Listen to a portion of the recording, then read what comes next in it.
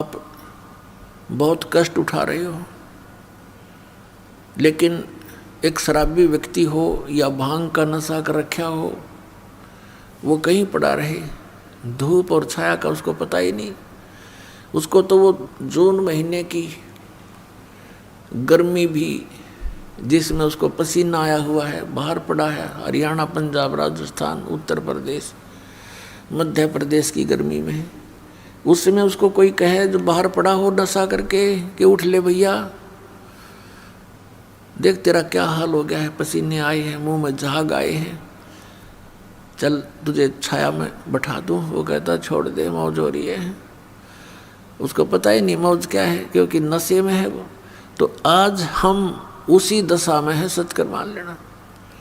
चाहे यहाँ प्रधानमंत्री बना हो, चाहे सारी पृथ्वी का पति बना हो, वो इसी नशे में बातें कर रहा है।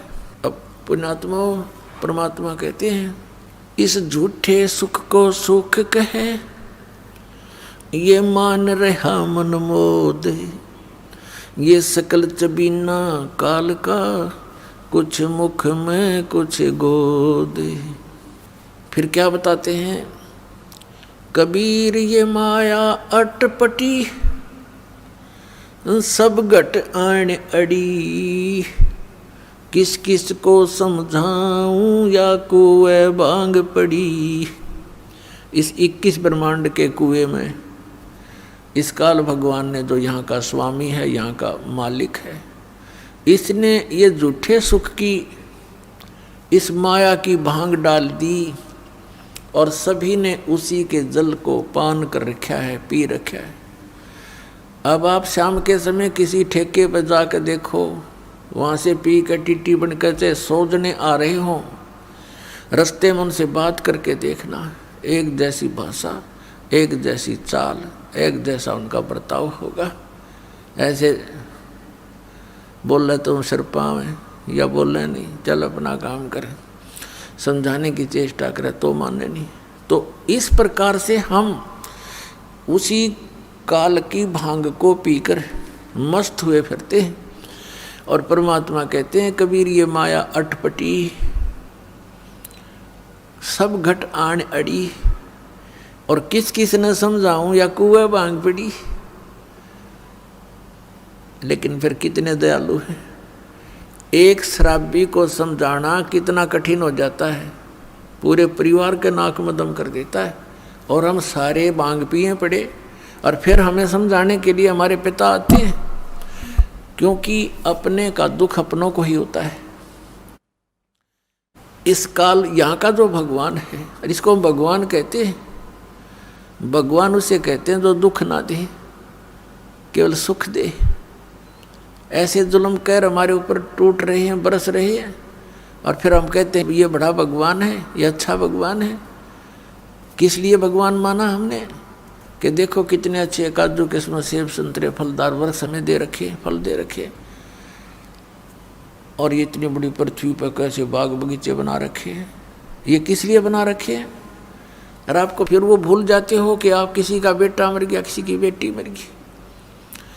पीछे सी समाचार पत्र में पढ़ने को मिला, यहाँ बच्चे बता रहे थे कि एक परिवार ने मन्नत मानी, किससे, बालाजी से।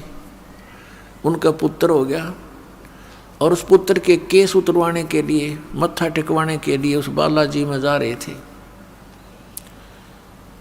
4-5 सदस्य थे, 7वां छोटा सा लड़का था, 3 महीने का। रास्ते में दुर्घटना होगी, वो बच्चा बच गया और वो सारे मर गए। बताया खाक मन्नत दी उसने, किसने दी, ये भी भूल है हमारा कि उसने पत्थर ने दे दी, उस बालाजी ने दे दी। एक भक्त सुना रहा था, बोला जी हम पहले तो भूल में थे। उसने एक उदाहरण दिया कि एक भगत हनुमान जी की पूजा कर रहा था। हनुमान जी वहाँ प्रसन्न हो गया, आ गया, बोल भाई क्या मांगता है। नो बोला जी बढ़िया से सूट दे, मेरा तो कपड़े को नहीं। नो बोला भाई मैं आप लंगोट में रहूँ तने कितने थान दूंगा। हनुमान जी ने कहा भले आदमी तो भगवान की भक्ति करे, मैं भी भगवान की भक्ति करूं, मन भी कर दे, क्यों दुखी कर रहा है मेरे को। तो पुण्यात्मा, हम बिना ज्ञान के डले ढो रहे थे। अब इस तत्व ज्ञान से हमें पता चला। क्या बताते हैं गरीबदास साहब जी कि जगत का पेखना पेख्या, धनी का नाम ना लेखा। जगत का पेखना पेख्या, धनी का नाम ना लेखा। जैसे ये दास पहले हनुमान जी का कट्टर पुजारी था, जैसा लोक वेद सुन रखा था हमने, क्योंकि आत्मा भगवान के बिना रह नहीं सकती। पुण्यात्माओं, यहाँ चाहे कोई करोड़पति हो, चाहे अरबपति, चाहे खरबपति हो, और चाहे सारी पृथ्वी का पति हो, और उसको संतान भी हो, संतान उसकी नेक भी हो, पर संतुष्टि नहीं हो सकती। आत्मा में प्रसन्नता नहीं हो सकती, क्योंकि आत्मा को उस सुख की आवश्यकता है जो यहाँ पर है नहीं, और उस सुख को प्राप्त हुए बिना ये संतुष्ट हो नहीं सकती। फिर इसको ये भी पता है कि भगवान आकर बताते हैं स्वयं अपनी महिमा। अब कबीर परमात्मा कहते हैं, धर्मदास सुन अमर कहानी, अपनी महिमा हम आप बखानी। कि अपनी महिमा मैंने आप बतानी पड़े आकर के। इस मेरी महिमा को बताने वाला इस पृथ्वी पर कोई 21 ब्रह्मांड में नहीं छोड़ रखा, इसलिए किसी को याद ही नहीं रहा। सबको भांग पिला रखी है, सबके 3 इंजेक्शन लगा रखे, तीनों गुण इनके ऊपर प्रभावी है। इनको सो दिए को ना, इनको जितना दिखा ये बेटा बेटी कार कोठी आगे कुछ दिखाई नहीं देता इन बोली आत्माओं को, इतना बांध दिया इनकी बुद्धि को। तो क्या बताते हैं कि अपनी महिमा मैंने आप ही आके बतानी पड़ी। तो इस परमात्मा के से प्राप्त ज्ञान के आधार से हमें फिर दिखाई देने लगा। जैसे ये दास पहले हनुमान जी का पुजारी था,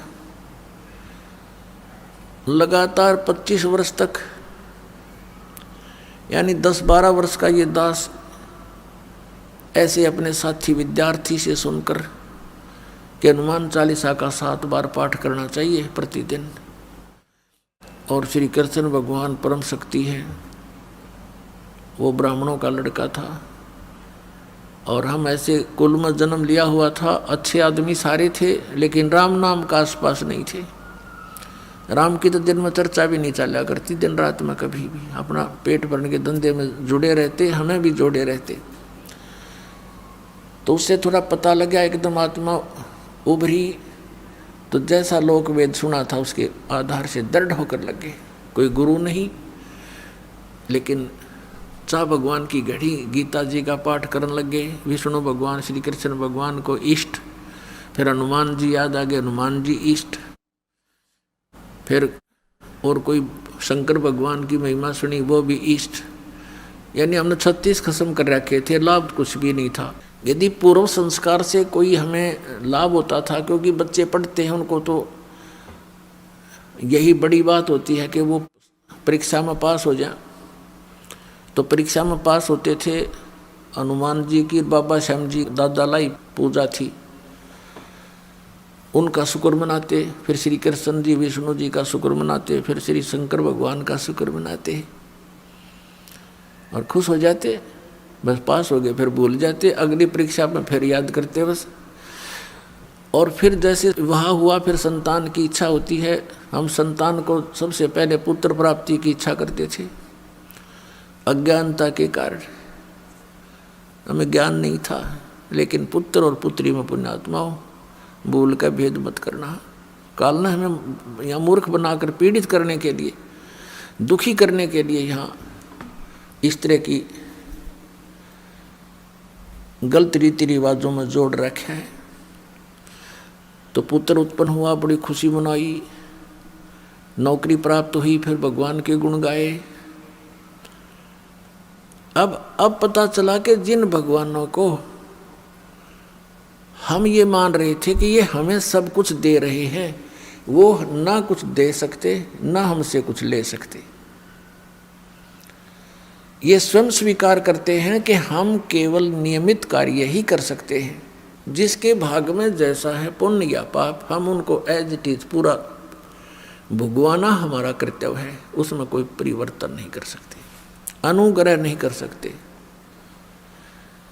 और श्री शिव पुराण के अंदर ये काल भगवान ब्रह्मा विष्णु और अपने पुत्र शिव को, शंकर को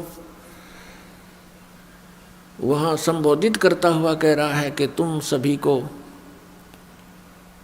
अलग अलग विभाग दिए हैं, सतिथि, उत्पत्ति, संहार, लेकिन ये अनुग्रह तुम नहीं कर सकते किसी पर। अनुग्रह माने कृपा। तो फिर ये भगवान किसी जब अनुग्रह नहीं कर सकते, हम दुखी हैं तो दुखी देखे जाएंगे, इनका भी कोई भी वश नहीं चलेगा, क्योंकि इनकी पावर से बाहर की बात है। तो हम इनसे ही ये सब लाभ मान रहे थे। तो यहाँ परमात्मा कहते हैं जगत का पेखना पेख्या धनी का कितना नाम ना लेखा। जो हमें सब कुछ दे रहा था, हमें सब कुछ उपलब्ध करा रहा है, हमारे दुखों का निवारण कर सकता है, उसका कहीं नाम भी नहीं, जिक्र भी नहीं।